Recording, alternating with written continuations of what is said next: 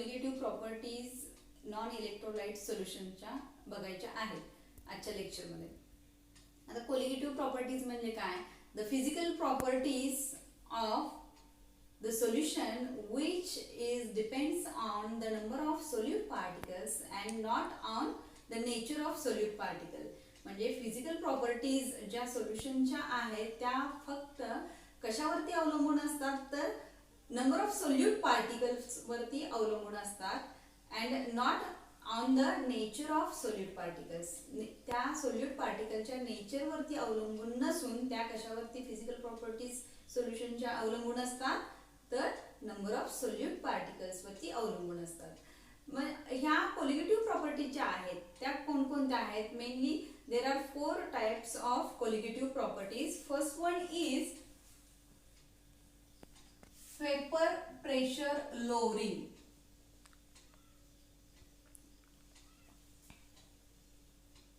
delta P. Second one is boiling point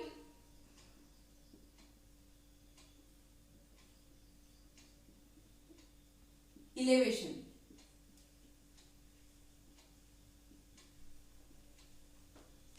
Third one is freezing point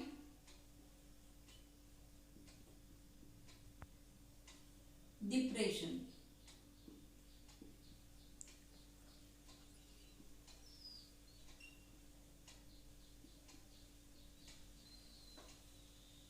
आता इथे symbol boiling point elevation ला delta TB delta TF. Fourth colligative property जी आहे osmotic pressure.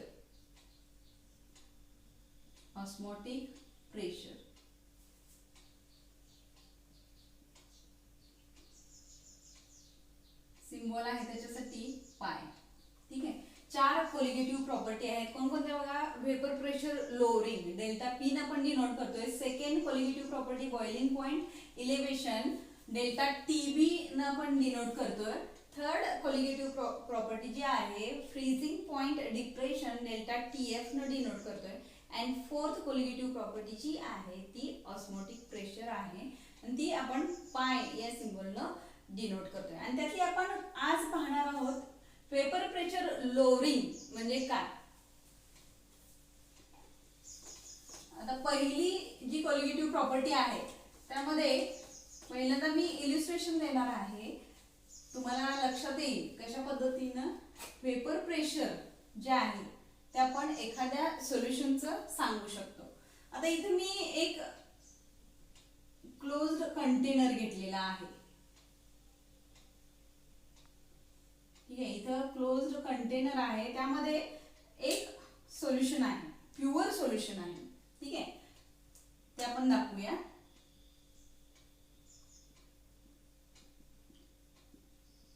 हे pure solution आहे. आता हे प्युअर सोल्युशन जे आहे ते होलाटाईल आहे. सरफेसवर जे काय करतात वेपर फेज मध्ये जातात. अशा पद्धतीने इथं वेपर फेज मध्ये येतात आणि परत ते काय होतात परत लिक्विड फेज मध्ये जातात. म्हणजे इथं condensation and vaporisation he process काय होते इथं होत असते. लक्षात आलं. आणि ही केव्हा होते? इथं जे पार्टिकल्स असतात सरफेसवरचे जे पार्टिकल्स असतात ह्या लिक्विडच्या प्युअर सॉल्व्हंट जे आपण घेतलेला आहे प्युअर सॉल्व्हंटच्या सरफेसवरचे हे लिक्विड मॉलिक्युल्स मी दाखवलेले आहेत. लिक्विडचे हे मॉलिक्युल्स आहेत. ठीक आहे. आणि हे मॉलिक्युल सरफेसवरचे काय होतात वेपर फेज मध्ये जातात. आता आतले बल्क मॉलिक्युल्स तर वेपर फेज मध्ये जात नाहीत कारण त्याला अट्रॅक्शन असतं. त्या बल्क मधल्या मॉलिक्युल्सना चारही बाजूने नेबरिंग मॉलिक्युल्स जे असतात ते अट्रॅक्ट करत असतात. त्यामुळं हे सरफेसवरचे लिक्विड मॉलिक्युल्स असतात ते इझिली गेट वेपराइज्ड वेपर स्टेट मध्ये जातात आणि ते परत काय होतात कंडेन्स्ड होऊन लिक्विड स्टेट मध्ये येत असतात. आणि जे वेपर फेज मध्ये जाणारे मॉलिक्युल्स आहेत त्यांनी जे प्रेशर एक्झर्ट करतात ते प्रेशर एक्झर्ट करतात त्यांना आपण काय म्हणतो वेपर प्रेशर म्हणतो. म्हणजे प्युअर जे सॉल्व्हंट आपण जे घेतो शक्यतो प्युअर सॉल्व्हंट आपण वॉटर हे यूज करतो. वॉटर हे प्युअर सॉल्व्हंट आहे आणि वॉटर हे वेपर फेज मध्ये जातं सरफेसवरचे मॉलिक्युल्स जे काय असतात ते व्हेपर फेज मध्ये जातात आणि परत ते आपण ज्यावेळी काय करतो कंडेन्सेशन प्रोसेस त्याची आपण बघतो. ठीक आहे. हे प्युअर फेज मधले जे सॉल्व्हंट आहे ते व्हेपराइज होतं आणि परत ते कंडेन्सेशन, अशा दोन्ही प्रोसेस इथं सायमल्टेनियसली सुरू असतात. इक्विलिब्रियम स्टेट मध्ये हे लिक्विड सोल्युशन आपल्याला बघायला मिळतं. आता इथं व्हेपर प्रेशर कसं क्रिएट झालं हे तरी पाहिलेलं आहे आपण. सरफेसवरचे मॉलिक्युल काय काय होतात, व्हेपर फेज मध्ये जातात आणि प्रेशर एक्झर्ट करतात. जे सरफेसला मॉलिक्युल असतात त्याच्यावरती प्रेशर एक्झर्ट करतात आणि मग आपल्याला व्हेपर प्रेशर मिळतं. आता ज्यावेळी आपण इथं सेकंड जे कंटेनर जो घेतलेला आहे, सेकंड कंटेनर मध्ये सुद्धा आपण काय करूया, एक क्लोज्ड कंटेनर आहे त्यामध्ये काय घेऊया, इथं सॉल्व्हंट जो आहे प्युअर सॉल्व्हंट, आणि आपण काय करायचं यात हे सॉल्व्हंट वरचे मॉलिक्युल्स. ठीक आहे. आणि ह्यामध्ये आपण ऍडिशन कशाची करायची आहे, सोल्यूटची ऍडिशन करायची आणि नॉन व्होलाटाईल सोल्यूट आपण काय करायचं ह्यामध्ये ऍड करायचं आहे. जे उडून जाऊ शकत नाही ते सोल्यूट इथं काय करायचं, ऍड करायचं. ऍड केल्यानंतर सरफेसवरचे मॉलिक्युल्स जे आहेत, हे सरफेसवरचे प्युअर सॉल्व्हंटचे मॉलिक्युल्स जे असतात त्यांची जागा कोण घेतं, नॉन व्होलाटाईल सोल्यूट घेतात. म्हणजे काही सरफेसवरचे मॉलिक्युल्स जे आहेत प्युअर सॉल्व्हंटचे जे मॉलिक्युल्स असतात त्यांची जागा ते रिप्लेस कशाने होतात, इथं नॉन व्होलाटाईल सोल्यूट आपण ऍड केलेलं आहे ते मॉलिक्युल्स इथं जागा घेतात. आणि नॉन व्होलाटाईल सोल्यूट म्हटल्यानंतर ते इझिली काय होतात, व्हेपराइज होणार आहेत का, तर नाहीत होत. लक्षात आलं. त्यामुळे इथे व्हेपर प्रेशर काय होणार, व्हेपर फेज मध्ये जाणारे मॉलिक्युल्स हे जे आहेत आपण ग्रीन सर्कलने जे दाखवलेले आहेत व्हेपर फेज मध्ये जाणारे मॉलिक्युल्स, ठीक आहे, त्यांची संख्या इथे काय झालेली आहे, कमी झालेली आहे. लक्षात आलं असेल तुमच्या. त्यामुळे व्हेपर फॉर्म कशा पद्धतीने होणार, जास्त होणार का कमी, ऑब्विसली इथं व्हेपर जी तयार होणार आहे ती काय होणार, कमी होणार. इथं व्हेपर जी तयार होते ती कमी होते. म्हणजे ज्यावेळी आपण नॉन व्होलाटाईल सोल्यूट इथं ऍड करतो, आता हे काय आहे, non volatile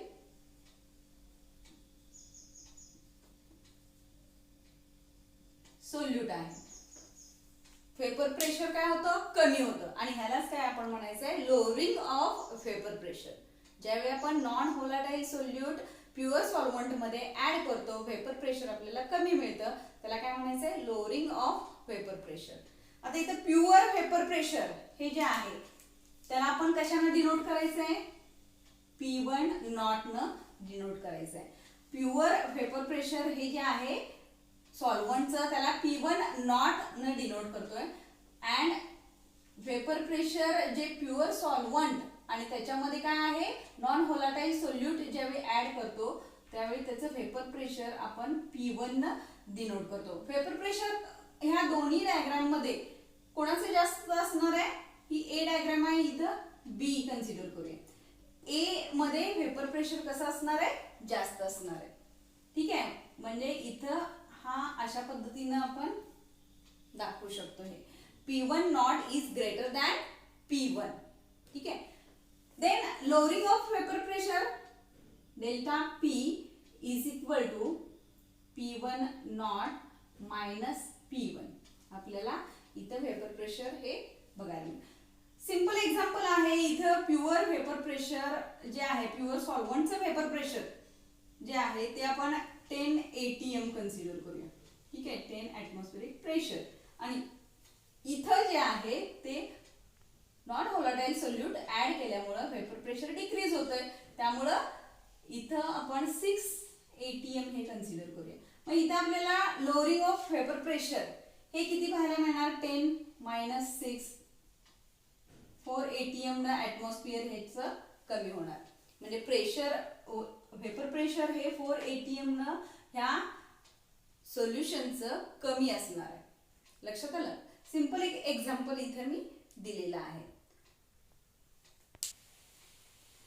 रावल्स law for solution of non volatile solute हे पाहिजे आपल्याला. आता बायनरी सोल्युशन आपण कन्सिडर केले होतं रेवॉल्स लॉ मध्ये, आणि त्या बायनरी सोल्युशन मध्ये आपण 2 व्होलाटाईल कंपोनंट्स कन्सिडर केले होते. आता इथे फक्त एक व्होलाटाईल कंपोनंट आपण कन्सिडर करूया, आणि त्याचं इक्वेशन कसं होईल, P1 is equal to P1 not into काय होणार, x1 होणार.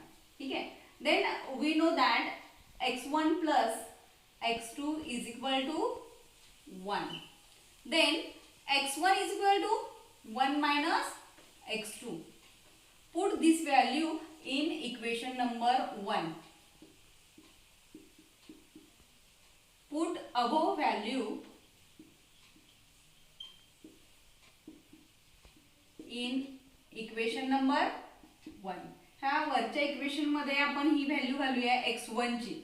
ठीक आहे. काय मिळतं इक्वेशन आपल्याला, P1 is equal to P1 not into 1 minus x2. Then simplify करूया, P1 not minus P1 not into x2. ठीक है. P1 is equal to P1 not minus P1 not into x2. हेच इक्वेशन कसं होणार, P1 not minus P1 is equal to P1, आपण हे अशा पद्धतीनेही लिहू शकतो, P1 नॉट इंटू x2.